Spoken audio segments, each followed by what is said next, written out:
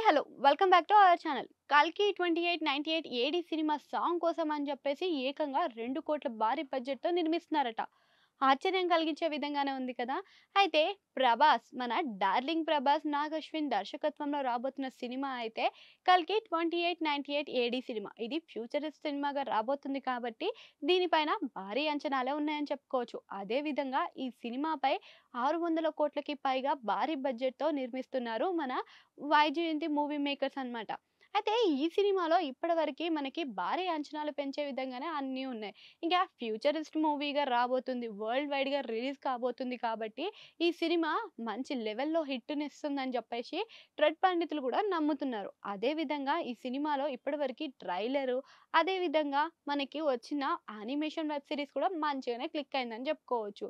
ఇక ఇప్పుడు ఇవన్నీ పక్కన పెడితే మెయిన్ ముచ్చట ఏంటంటే ఈ సినిమాలో ప్రమోషన్ కోసం ఒక సాంగ్‌ని ప్లాన్ చేసిర్రంట చిత్రం యూనిట్.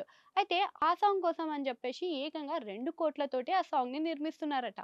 ఇంకా దానికోసం అని చెప్పేసి బాలీవుడ్‌లో మోస్ట్ వాంటెడ్ సింగర్ అయిన, టాప్ మోస్ట్ సింగర్ అయిన దళిత్ దుశాంత్ ఈ సాంగ్‌కి పాడబోతున్నారట.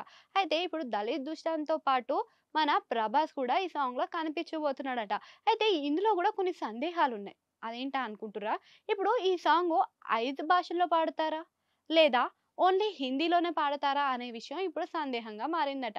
అదే విధంగా చూసుకుంటైతే హిందీలో మనకి బాలీవుడ్‌లో 'దల్‌జీత్‌కయితే మంచి పాపులారిటీ అయితే ఉంది.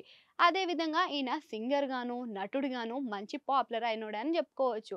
ఇక యూట్యూబ్‌లో ఆయనకి తెగ ఫాలోవర్స్ ఉన్నారు. అదే విధంగా ఆయన యూట్యూబ్‌లో పాడిన పాటలకైతే ఇక దేశవ్యాప్తంగా గూడా ఆయనకి మంచి ఆదరణ అయితే ఉంది. ఇక ఇవన్నీ చూసుకుంటే ఈ సాంగ్ గూడా మంచి లెవెల్‌లో హిట్ అవుతుందనే అనిపిస్తుందనమాట. ఇంకా ప్రమోషన్స్ కోసం కాబట్టి బాలీవుడ్ అని లేదు, అన్నీ లేకుండా మంచిగా వరల్డ్ వైడ్‌గా కనిపించే విధంగా ప్రభాస్‌ని ఇంకో లెవెల్‌లో పెంచే విధంగా కనిపిస్తుందని చెప్పుకోవచ్చు.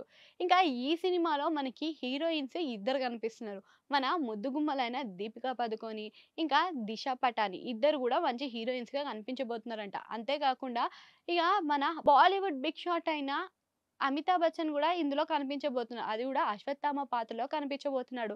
ఇంకా అదే గాకుండా కమల్ హాసన్ సౌత్‌లో ఆయనకున్న క్రేజ్ అంతా ఇంత అయితే గాదు. ఇక ఆయన గూడా ఈ సినిమాలో కనిపించబోతున్నాడు 'కల్కి పురుషుడుగా'.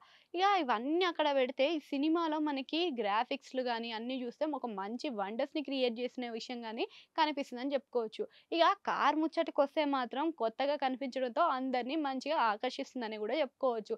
ఇక చూడాలి మరి ఎంతవరకు ఈ సినిమా వర్కౌట్ అవుతుంది. వరల్డ్ వైడ్‌గా గూడా వర్కౌట్ అవుతుందనేది వేచి చూడాలి. అయితే 'కల్కి' సినిమా కోసం ఎంతమంది వెయిట్ చేస్తున్నారు? ప్రభాస్ ఫ్యాన్స్ అందరూ కామెంట్ సెక్షన్‌లో కామెంట్ చేయండి. అట్లనే గంట సింబల్ ఉంటది దాన్ని కూడా నొక్కేయండి.